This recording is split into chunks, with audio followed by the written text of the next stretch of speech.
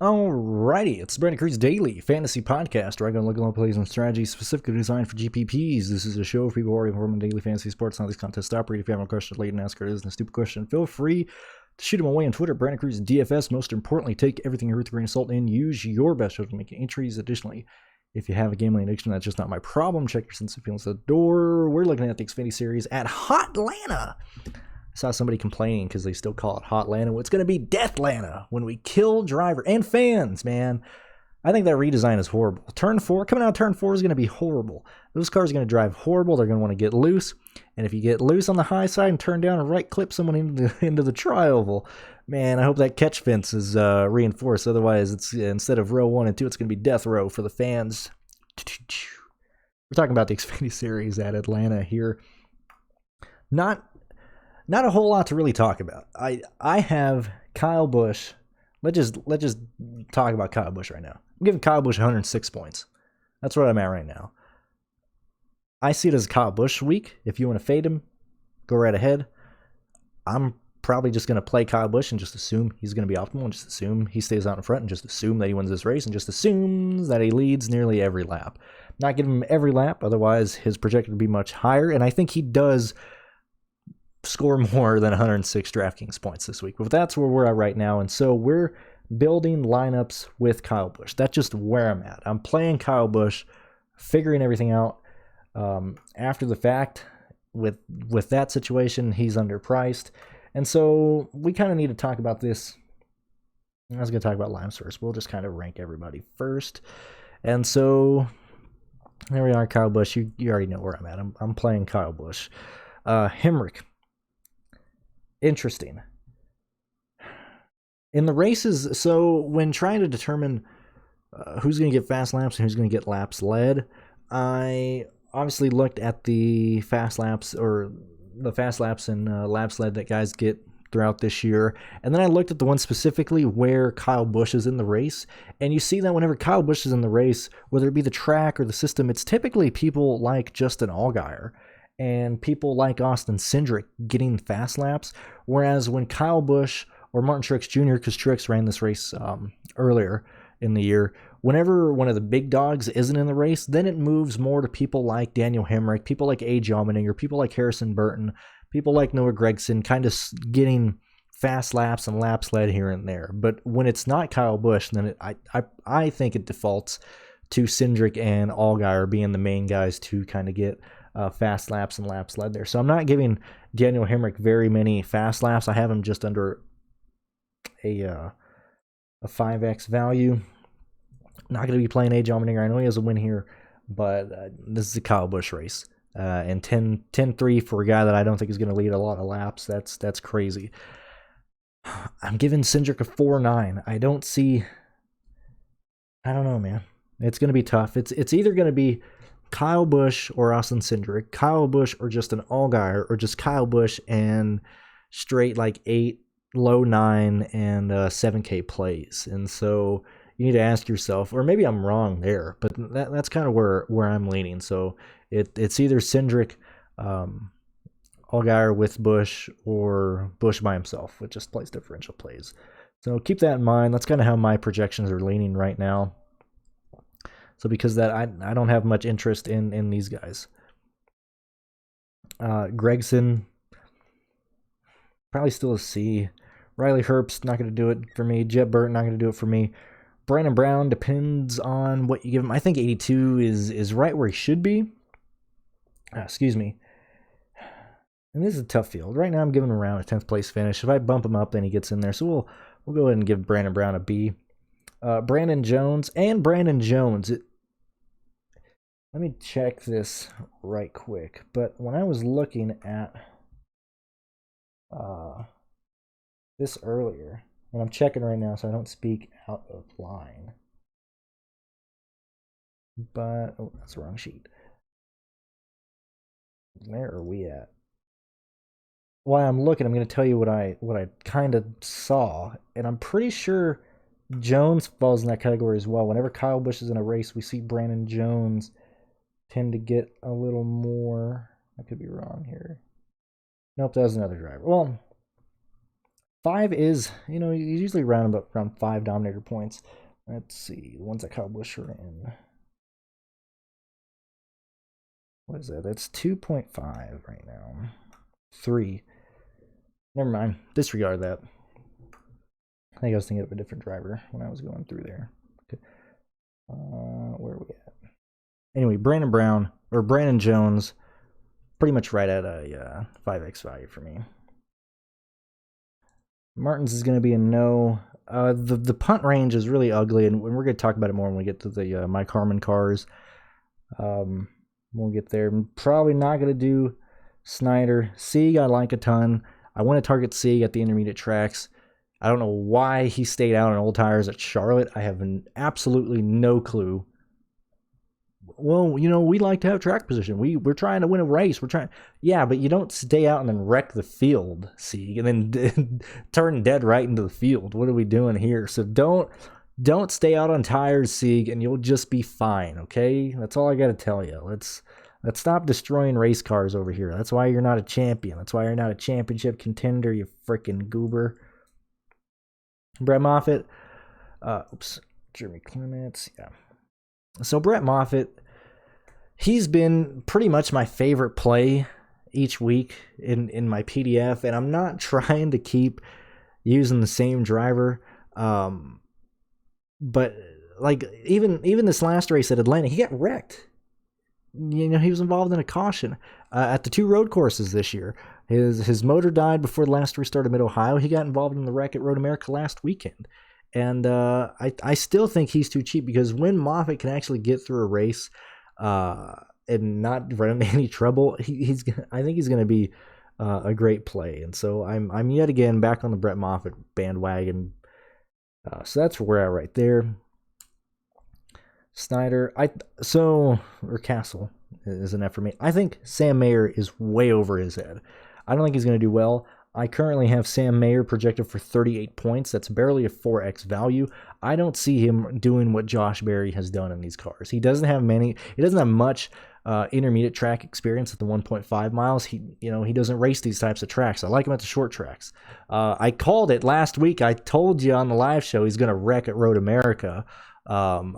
I don't think he wrecks here, but I think he runs poorly. I think he only gets like 17th, 16th. So personally, if I miss on Sam, which I think he's going to be difficult to get to anyway when you're paying up for Kyle Busch, but I'm just not on Sam Mayer.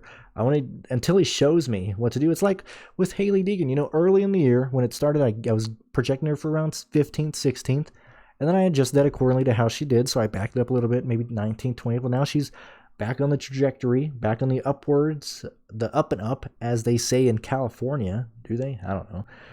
And now you got to project her back for around 15th, 14th. And so Sam, right now, I'm giving him like 17th, 18th until he shows me one way or another. That's where I got to project him. I'm not too high on Sam Mayer. I think he's a trap play, honestly, but that's just me. I got Mason Massey for -5 points. Matt Mills for 4 points. So the 4K range is looking pretty bad right now. Santino, a bit overpriced. I liked him at Pocono. I said again, I think Santino's going to perform better than what we think at Pocono. Not sure about here. Not sure at Atlanta. I think we need to keep him in the player pool. But, man, Santino worries me here. Mainly because he basically almost killed himself at Pocono, and this is a place where he'll probably end up killing himself. Jay Buford is probably my best play in the cheap range at $5,400. Too cheap. I like him a lot. I like Josh Berry a lot. I would much rather pay for Josh Berry over Sam Mayer. I know he's in the Jordan Anderson car, and I know that car is a bit shaky, but look at the guys that have been in there. Really, the only time that car was worth anything was when Reddick was in there, and when we actually have good guys in there. Like, I think that car is good. It's RCR equipment. I'm perfectly fine with Josh Berry. He's going to get more out of that than other people. That's just me. Ty Dillon is back in the R Motorsports car. I got Ty Dillon as a play that I want to attack as well. A little bit closer to a 5x value. He's in the R Motorsports car, number 23. Yet again, look at the people who have been in that car. You know, Natalie Decker. You know, who's that Arca kid the other week? Anyway, you know, you got a bunch of bums in this car. They're wasting their time. Like Ty Dillon, One, he needs to, jumpstart his career again because he's depressed and sad, and he needs another ride. And I think he's going to do pretty well, and he's offering a lot of place differential here. I like him. If you're focusing on place differential in the more expensive range, it's Ty Dillon and Josh Berry for me. Jesse Little's probably going to be a no. Ryan Vargas, the worst driver in NASCAR, is going to be a no for me. Don't even get me started. Never mind, dude. I'm so mean. Joe Graff Jr. So when we get down here, let me start from the bottom. I'm not big on Greg Galding. Bailey Curry is going to be around a 4x value for me. I have Weatherman as just lock him in. Lock in Kyle Weatherman. Binary. Put a 1 by Weatherman. Put a 0 by everyone else. We haven't even seen the car. They haven't announced. Usually they announce sponsorships and they announce other stuff in the week. We haven't seen anything right now. Another thing is that I'm actually happy to see is when you compare how their cars used to do in terms of finishing races to how they're doing now. They're actually finishing races. Thank you, God. I think we're finally getting the bad equipment out of the rotation, and we're finally able to afford better cars. And so when you look at, Weatherman 26 at Pocono, I think that's a demanding track. Nashville 28th, okay, at least he didn't DNF. 37th at Texas, had a mechanical issue. Same thing with Bailey Curry there. Curry had going back to Dover. 22nd for Weatherman, 24th for Bailey. Darlington, 33rd, had to go into pit road, had some brake issues, came back out, finished 33rd for Weatherman, 25th for Bailey Curry. Dega, when I really count that one. Martinsville, 25th and 26th for the two. Atlanta, last time around, 28th for Weatherman, 24th for Bailey Curry. Phoenix, Weatherman, 34th, Bailey Curry, 7th. Anyway, so we're seeing improvement between these cars. They're not the most reliable cars, but they're getting to the point where I can actually week to week project them for 28th and not be like, well, if the car kind of holds out, maybe he'll finish there. I think these cars do run the entire race. I don't think we see mechanical issues. And if that's the case, we're going to see Weatherman and Curry both fight for around 28th, 27th, and then if things get real good later in the race, we can see him even fighting higher. So keep that in mind. If they have a decent race to where they just don't have to go in the garage, I think Weatherman is optimal. Earnhardt's too expensive for me. Outside of that, if you don't have the stones to go all in on Weatherman, it's going to be Howard for me back here because we're going to have to find value somewhere. Maybe not at A, but I think you do need to consider Howard. I would honestly pay or play the Mike Harmon cars over the MBM Motorsports cars. They're both kind of sketchy, but that's where we're at right now. I'll leave these guys both at C's. Joe Graff Jr., we'll even knock him down. I don't like any of these guys. I would much rather, I'll probably be overweight on the Mike Harmon cars, and then when they go to the garage, that's just how it is. But when you're playing Kyle Busch, if you're paying $14,000 for Kyle Busch, that means we're going to be at least one driver is going to be in the 5K range, maybe one in the 4K range if you really need to get there. Looking at lineups right now, yet again, it's all pointing towards Kyle Busch, and then it goes to Ryan Sieg, Alex LeBay, Joshua, not the single lineup, but just ownership or interest based on my projections. Josh Williams, which I'm not too high on. It's even telling me Carson Ware at $4,700. That's why I kept Carson Ware in there as a D, because it's like in Carson Ware a lot. If you got to get to the 4K range, Jay Buford for me, it's like in Ryan Vargas, the optimizers. I don't agree with that. That's where we're at right now. And then Kyle Weatherman. It's really seeming like a Kyle Weatherman, Kyle Busch type of lineup. And so even right now, it's looking like Kyle Busch, Jay Buford, Weatherman if you want to get there or not. And then kind of the value plays that we talked about there. That's kind of the idea for the optimal lineup right now. Or it's wanting to go Kyle Busch, Justin Allgaier, Alex LeBay, Howard. I don't necessarily agree with that road as well, but you kind of get the idea of where things are going. If you want to see my projections, Patreon up above, support the channel. If you don't want to do that, or if you don't want to pay so much, maybe send me like $1 on PayPal. That'd be nice. I'd like that. Thank you very much. I think that's about it. So we'll be live, or I'll be live for all 3 races this weekend.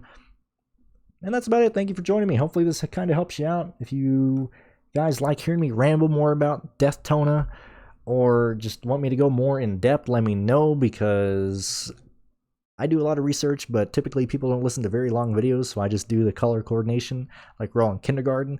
And that seems to do fine, but let me know what you guys want to do. Hit me up in Discord if you have my Patreon. You know, ask me some questions. Interview me. I don't know. Ask me. I don't know. Enjoy the rest of your day.